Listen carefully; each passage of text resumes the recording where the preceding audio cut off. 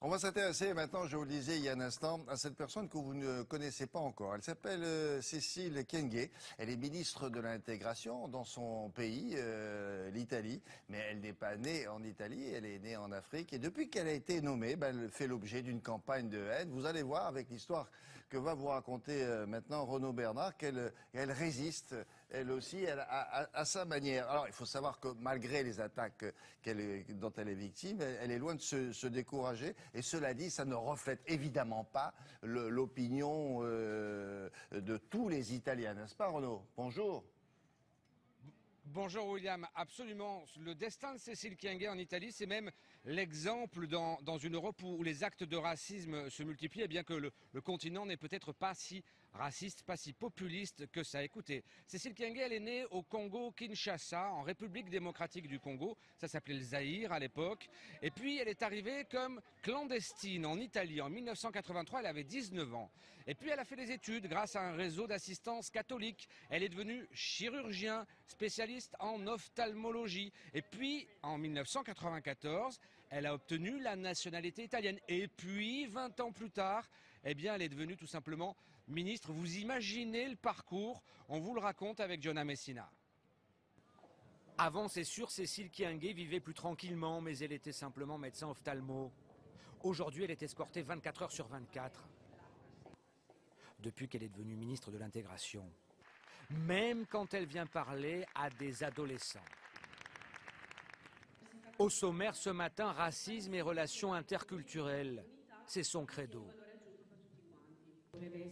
On devrait stimuler l'Italie sur cette question. Et il y a du chemin. Cécile Kyenge en fait l'expérience au quotidien depuis qu'elle a été nommée ministre, la première d'origine africaine dans l'histoire de l'Italie. Une promotion inédite, mais cher payée. Pas une semaine sans qu'elle fasse l'objet de menaces, de provocations. Comme ici, quand un militant d'extrême droite est venu pour l'intimider. Cécile Kyenge a aussi eu droit au détournement de sa photo. Exactement la même chose que pour la ministre française de la Justice, Christiane Taubira. Plus loin encore, à Padoue, près de Venise, une élue locale a carrément appelé au viol de la ministre noire. Et elle a signé sur sa page Facebook. Jusqu'au plus haut responsable de l'État, on l'attaque. L'été dernier, le vice-président du Sénat y est allé de son odieuse comparaison. C'était lors d'une réunion, il ne savait pas qu'il serait enregistré. Elle devrait être ministre au Congo, pas en Italie. Maintenant, quand je cherche une ressemblance, je ne dis pas que c'est ça, mais on dirait un orang-outan, il n'y a rien à faire. Aucune sanction politique n'a été prise, mais Cécile Kyenge ne veut pas surréagir. Elle préfère le travail de fond et l'éducation des mentalités.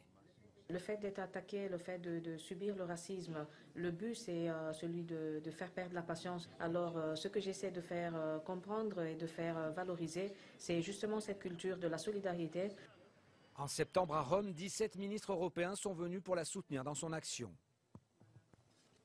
Nous, les autres États membres, on réagit, on vient, on lui dit « tu n'es pas seul », on la soutient. Mais même en Italie, il ne faut pas croire que Cécile Kyenge est seule, bien au contraire.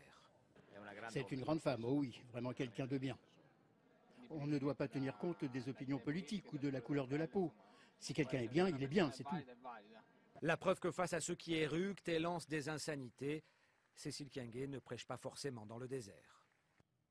Et elle parle français sans accent parce que, bien sûr, on parlait français au Zaïre. Alors, sur le droit de la nationalité, il faut savoir qu'elle a, paraît-il, un projet qui devrait faire beaucoup parler en Italie et peut-être au-delà. Vous savez, William, en Italie, c'est un petit peu comme en France. On privilégie le droit du sang plutôt que le droit du sol. Eh bien, Cécile Kyenge, forte de sa propre expérience, aimerait bien qu'on injecte un peu de droit du sol, notamment pour les enfants d'immigrés en situation régulière, pour leur permettre de mieux s'intégrer, pour diffuser ce message multiculturel. Pour l'instant, c'est une route longue et difficile parce que son propre gouvernement, un gouvernement de centre-gauche, n'est pas encore décidé à inscrire cette réforme à l'ordre du jour. Merci Renaud, à plus tard cette semaine.